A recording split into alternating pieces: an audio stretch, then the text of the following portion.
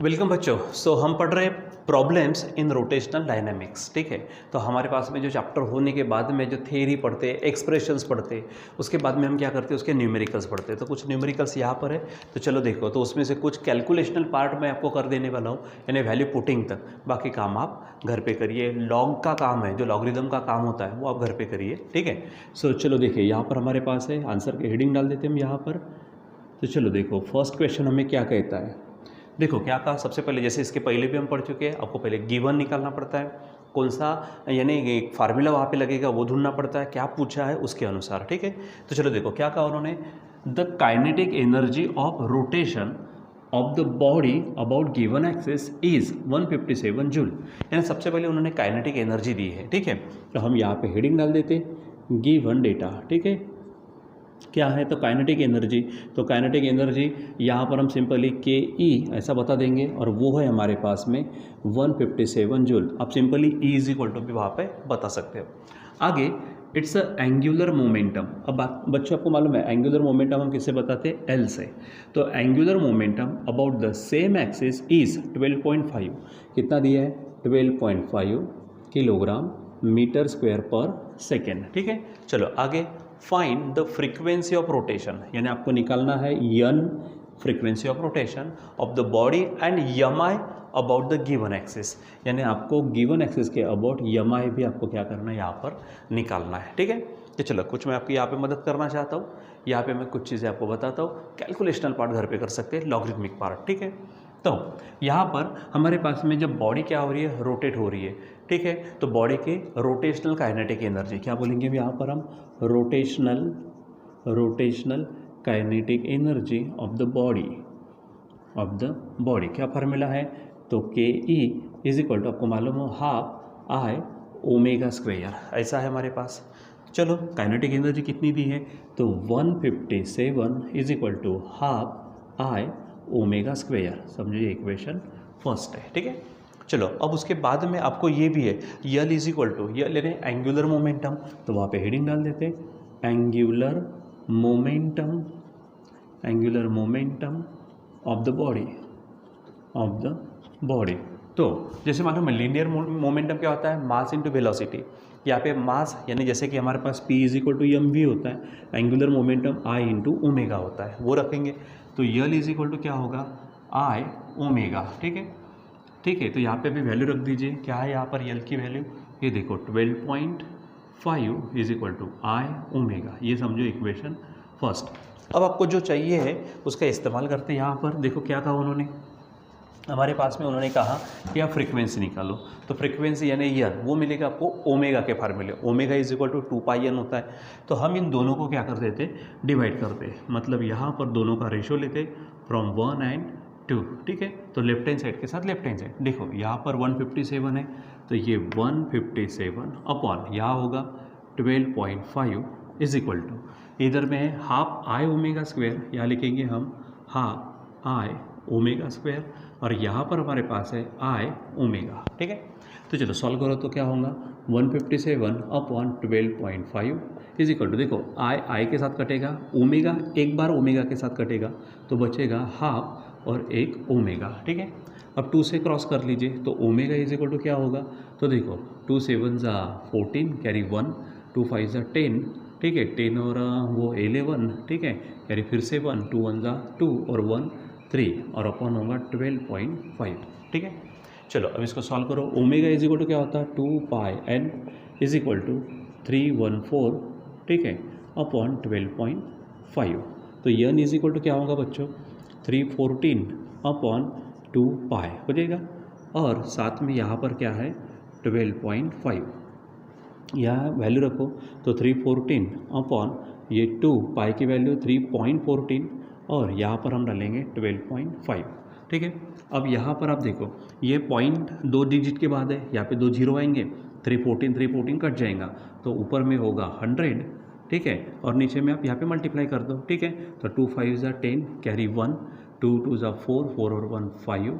ठीक है, बचा ठीक 2 1 2, और यहाँ पे 1 डिजिट के बाद पॉइंट यानी यहाँ से हटा दो, तो 25 100 को डिवाइड करेगा तो फाइनली इज इक्वल टू क्या आएगा 25 4 ठीक है, यानी इतने हर्ट्स आएगा। ठीक है, यानी यहाँ पर आपकी जो पूछा था find the frequency of rotation, तो क्या हो जाएगा, फ्रीक्वेंसी ऑफ रोटेशन 4 हर्ट्ज यानी 4 रोटेशंस पर सेकेंड RPS। ठीक, चलो अब आगे में क्या पूछा उनको, उन्होंने EMI पूछा है, तो EMI आप किसी में से भी ले सकते हो, आप इस फार्मूले से भी EMI आएगा, आप L इजिकल टू ये आई ओमेगा इजिकल टू ये लेंगे तो भी आ जाएगा।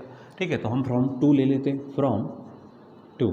ठीक है, क्या हो जाएगा, फ्रॉम 2 आई को अकेला करो तो आई इज इक्वल टू क्या होगा 12.5 upon omega is equal to. ठीक है, अब आपके पास में क्या है, यहाँ पर 12.5 है। ठीक है, चलो यहाँ पे वैल्यू रखो, ये 12.5 ओमेगा की वैल्यू है हमारे पास में यहाँ पे पहले फार्मूला रखेंगे हम 2πn इज इक्वल टू 12.5, ये 2 है, पाई की वैल्यू 3.14 और आप देखेंगे यहाँ पर यन अभी मिला हमको, ये है 4। ठीक है, आप इसको अभी ना सॉल्व करना शुरू करो, तो i इज इक्वल टू क्या होगा, देखो ये होगा 2 4 ज़ा 8, 8 से क्या करो नीचे मल्टीप्लाई करो, 8 4 ज़ा 32 बचे 3, 8 1 ज़ा 8, 8 और 3 11 यानी 1।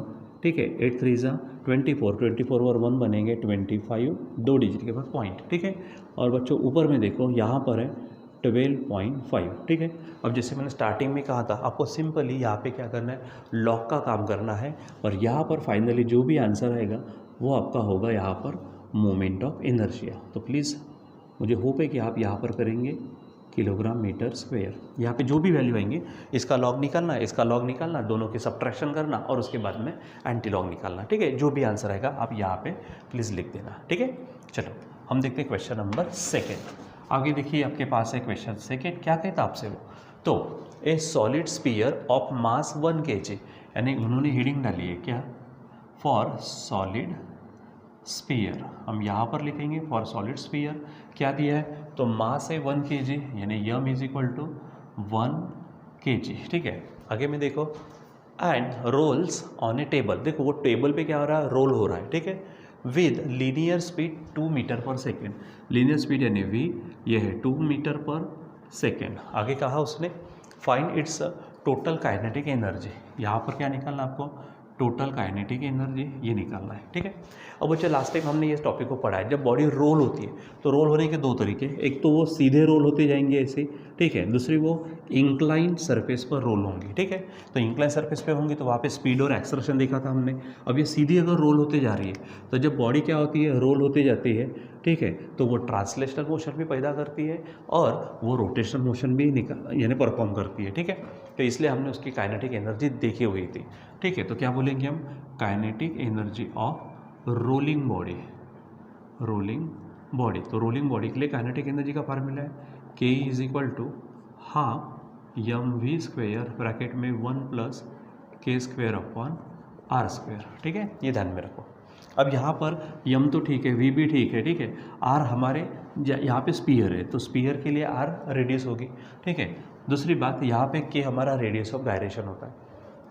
ठीक है, तो क्या बोलेंगे बच्चों यहाँ पर हम फॉर स्पीयर यमाई जो है, तो यमाई इज इक्वल टू क्या है हमारे पास, आई इज इक्वल टू आपको मालूम है क्या होता है, यम के स्क्वेयर होता है, और आई जो होता है ये आई हमारे पास, या फिर आप ऐसा लिख सकते हैं सामने में, ये 2/5 यम आर स्क्वेयर, ये आई हो गया। अब आपको मालूम है आई जो है, तो आई के जगह पे वी कैन पुट क्या रखेंगे यहाँ पर, यम के स्क्वेयर। ठीक है, is equal to 2/5 m r square, ये ऐसा हो जाएगा।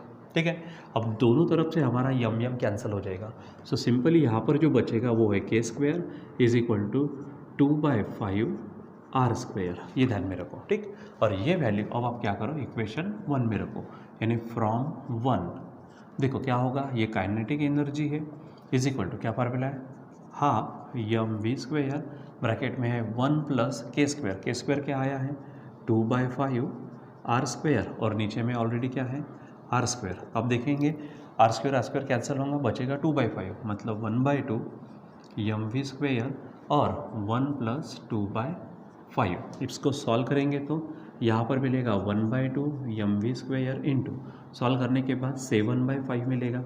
इसको और सॉल्व करो तो 7 1 ज़ा 7, 2 5 ज़ा 10, और यहाँ पर है यम वी स्क्वेयर। ठीक है, चलो अब वैल्यू रखो यहाँ पर, ये 7/10 है इंटू यम जो है वो है 1, इंटू वी स्क्वायर मतलब 2 का स्क्वायर यहाँ पे लिखेंगे आप, ठीक है। सॉल्व करो तो 2 का स्क्वायर 4, 4 1 जा 4 और 4 7 जा 28 और अपॉन में होंगे 10। और फाइनली बच्चों kinetic energy of rolling sphere is equal to बनेगा 2.8 जूल, ठीक है। तो इस तरह से यहाँ पर हम क्या करते हैं, इसके काइनेटिक एनर्जी भी निकाल सकते हैं। अब आपके लिए छोटा सा होमवर्क ये है कि आप यहाँ पर लॉग का काम करिए और फाइनल आंसर ढूंढिए, ठीक है बच्चों। तो यहाँ पर ये इस तरह से आप छोटे मोटे जो प्रॉब्लम्स होते हैं वो करते रहिए, ठीक है।